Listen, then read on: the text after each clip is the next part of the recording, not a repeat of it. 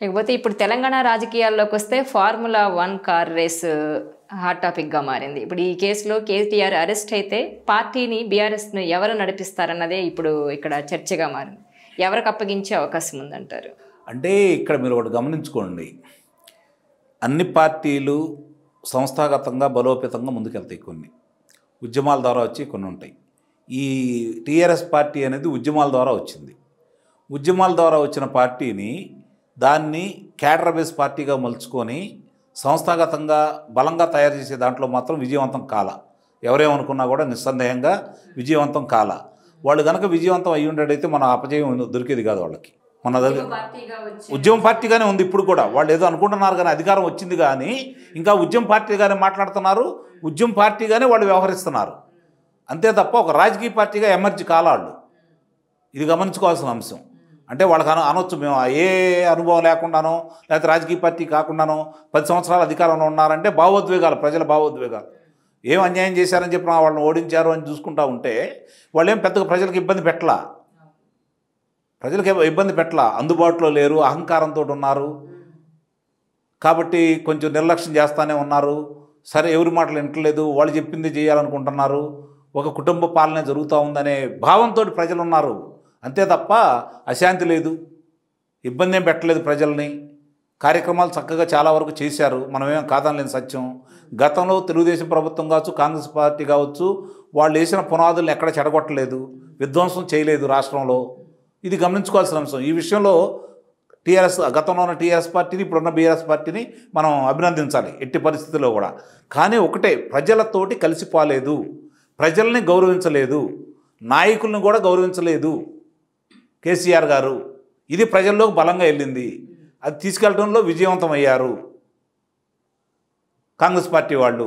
అలాగే నీకు ఇబ్బడి ముబ్బడిగా అధికారం ఇచ్చినా కూడా ఏ రాజకీయ పార్టీ ఉండకూడదు, నేను ఒక్కడనే ఉండాలనే ధోరణితోటి రాజకీయ పార్టీలు నిర్వీర్యం చేశారు చూడండి. అది ప్రజలు తీవ్రంగా పరిగణించారు. అలాగే వాళ్ళ అహంకారపూరితంగా కొన్ని వ్యాఖ్యలు కూడా ప్రజల మనోభావాల మీద దెబ్బతీసినాయి. అది గమనించుకోవాల్సిన అంశం. దాన్ని ఇంకా గుర్తించకుండా అదే ధోరణిలో వెళ్తే మాత్రం నిస్సందేహంగా వాళ్ళు ఏమనుకుంటున్నారంటే, మన మీద కోపంతో కాంగ్రెస్ పార్టీని గెలిపించారు, రేపు కాంగ్రెస్ పార్టీ కోపంతో మన మీద గెలిపిస్తారు అనే భావనలో ఉన్నారు. ప్రత్యామ్నాయం కూడా వస్తుంది, గమనించుకోవాలి. ప్రత్యామ్నాయం కూడా వస్తుంది, ఎందుకంటే ఉంది అవతల ప్రత్యామ్నాయం అనేది. దాన్ని గమనించుకోకుండా ఇంకా ప్రవర్తిస్తూ ఉన్నారు.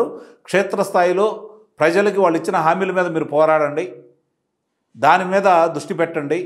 ఈ ప్రభుత్వం ఇచ్చిన హామీలు నెరవేర్చలేదనే దాని మీద దృష్టి పెట్టండి. ఎక్కడన్నా లోపాలు ఉంటే దాని మీద దృష్టి పెట్టి పోరాడండి, ప్రజలను చైతన్యపరచండి. ఇప్పటికైనా సరే పార్టీ శ్రేణుల యొక్క అభిప్రాయాలు ఏంటో పరిగణలో తీసుకొని దాని ప్రకారం మీరు కార్యాచరణ కనుక చేసుకుంటా ముందుకెళ్తే, ఎందుకంటే ఉద్యమ పార్టీ అనేది ఒక ఉద్రేకం నుంచి వస్తుంది, దాన్ని ప్రజల యొక్క సెంటిమెంట్ తోటి ఆధారపడి ఉంటుంది. అది దాన్ని మీరు క్షేత్రస్థాయిలో క్యాడర్ బేస్ పార్టీగా మార్చుకునే అవకాశం మీకు ఉంది, కానీ మీరు చేసుకోలేకపోయారు. ఇప్పటికి కూడా ఇంకా బలంగా ఉన్నారు అంటే అవతల పార్టీల నుంచి వచ్చిన నాయకత్వ పటిమ వల్ల ఉన్నారే తప్ప మీ వాళ్ళు దాన్ని మలుచుకోవడంలో విఫలమయ్యారని గమనించండి. ఇప్పుడు నెక్స్ట్ ఒకవేళ కేటీఆర్ అరెస్ట్ అయితే కనుక కేసీఆర్ ఏమన్నా రంగంలోకి దిగే అవకాశం ఉందా, లేదంటే హరీష్ రావుకి కవితక ఇద్దరిలో ఎవరికి బాధ్యతలు అప్పగిస్తారంటారు మీరు? హరీష్ గారిగా కవిత గారిగా అంటే కుటుంబం ప్రాముఖ్యత చూసుకుంటా ఉంటే కేటీఆర్ గారు కవిత గారికి ప్రాధాన్యత ఇచ్చారు, హరీష్ గారికి పెద్ద ప్రాధాన్యత ఇచ్చిన అదేమీ లేదు. కాకపోతే ట్రబుల్ షూటర్ అతను. గమనించుకోవాల్సిన అంశం ఏంటంటే, ప్రజల్లో మమేకమయ్యే విధానంలో కావచ్చు, నాయకులను కలుపుకోయే విధానంలో కావచ్చు, అందరినీ సమన్వయపరిచే విషయంలో కావచ్చు హరీష్ రావు సమర్థుడే. కానీ పుత్రవాత్సల్యం ముందు, పుత్రికా వాత్సల్యం ముందు ఈ బంధుత్వాలు అనేవి పక్కన పెడతారనమాట. కాబట్టి కేటీఆర్ గారికి ప్రాధాన్యత ఇచ్చారు. రేపు పొద్దున ఏదన్నా అన్నట్టు మీరు అన్నట్టు కవిత గారికి ప్రాధాన్యత ఇస్తారేమో, కానీ హరీష్ రావు గారిని తీసుకొచ్చేసి మళ్ళీ ఇంట్లో రచ్చరచ్చ చేసుకుంటారని అయితే నేనైతే భావించట్లేదు. కేసీఆర్ ఏమైనా వచ్చే అవకాశం ఉందా మళ్ళీ రీఎంట్రీ? వస్తారు. ఆయన ఏంటంటే అదే నేను చెప్తున్నా, ఇప్పుడు కూడా తెలంగాణ రావటానికి ఇచ్చిన వాళ్ళకంటే కూడా తెచ్చిన వాళ్ళకి ఎక్కువ అవకాశం ఇచ్చారు 2 పర్యాయాలు కూడా. ఇప్పుడు ఆ విషయంలో కేసీఆర్ గారిని ఎవరు విస్మరించరు, చిన్న చూపు కూడా చూడరు. ఆయన వస్తే మాత్రం కేసీఆర్ వర్సెస్ రేవంత్ తెలంగాణలో పాలిటిక్స్ అయితే హాట్గా జరిగే అవకాశం. అంటే ఎందుకంటే ఇంకా హాట్గా ఉంటాయి మాటలు, వాగ్దానాలు చూస్తున్నాం కదా, ఒకళ్ళ మీద ఒకళ్ళు మాట్లాడుకునేవి ఏముంటాయి చెప్పండి? ప్రజా సమస్యలా ఇవి? కాదు కదా. ప్రజా సమస్యల ఇప్పుడు దాని గురించి ఏమైనా పోరాడుకుంటున్నారా? కాదు కదా. వ్యక్తిగత సమస్యలు, దీని గురించి కల్పించుకుంటూ ఉండొచ్చు. అంటే పలు కేసులు కూడా ఉన్నాయి, కేసీఆర్ మీద కానివ్వండి, కేటీఆర్ మీద కానివ్వండి. వాళ్ళు ఏమంటారు కక్షపూరిత చర్యగా మా మీద పెట్టారంటున్నారు వాళ్ళు. లేదు వాళ్ళు దోపిడీ చేశారు అందుకనే మేము పెట్టామని వీళ్ళు అంటారు. దాని మీదే కదా వీళ్ళు మాట్లాడుకునేది.